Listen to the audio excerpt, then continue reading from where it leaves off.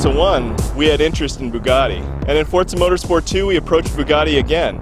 But at that time, Bugatti wasn't really interested in being in video games. But video games today have broadened out, and they're actually part of mass media. So I think that's opened up the door for us to do something with Bugatti. So now they're actually excited to be in video games. They're excited to be in Forza Motorsport.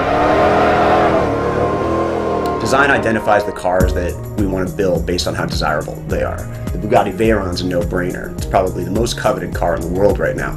The style of the Veyron is very classic, sort of Art Deco. If a beautiful woman of the Roaring 20s stepped out of the car and the woman would perfectly complement each other.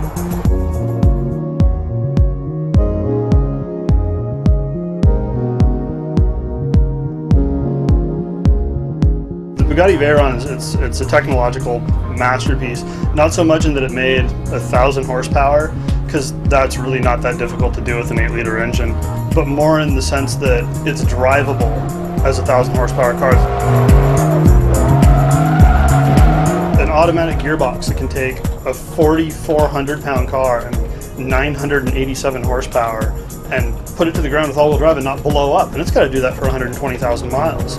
And it's not even just like the power or anything, it's the scale. This is a 1,000 horsepower 16-cylinder 4-turbo motor that's smaller than a big block Chevy, and the Veyron itself is 5 inches shorter than the current market Jetta. It's not even a big car. To have such a beautiful design and be able to hit 250 without just frisbeeing off the road it's just incredible.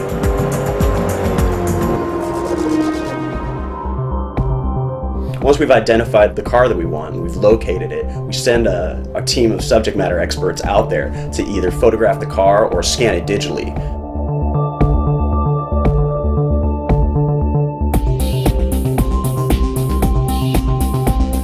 This is, in some ways, the most exciting job on the team, because you get to put your hands directly on the metal of cars that most people will never see in person.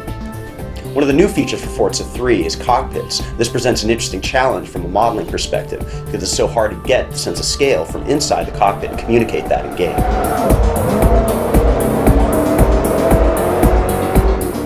Laser scanning is an important part of that. It means we get the scale perfectly for the steering wheel, the gauges, even things that you're never going to notice in the game, like the door locks, the buttons on the radio. We have another special pass that we have to do just to make sure that all the gauges are working correctly. We have to calibrate each one to make sure that the car revs up to the top RPM that it should, that its top speed is the real one on the car. There's a lot of work done into that.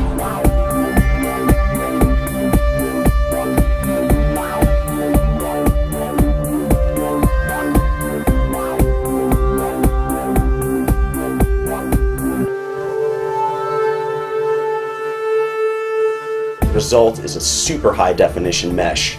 For Forza 3, we've completely revamped the graphics engine. We're pushing 10 times as many polygons as we have on any previous version. It manifests itself by what you see in the game. The beautiful lines of curvature, the detail, and the lights and lenses.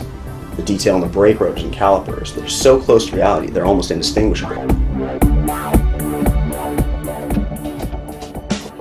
What you see in game is what we saw on site as we photographed and scanned the car. And the cool thing is not many people in the world have seen this car in person, only in pictures. Some people haven't even seen the interior of this car. And in Forza 3, you're going to be able to customize it, you're going to be able to drive it, you're going to be able to see the interior, you're going to be able to do almost anything and everything with this car that most people will never see in their life.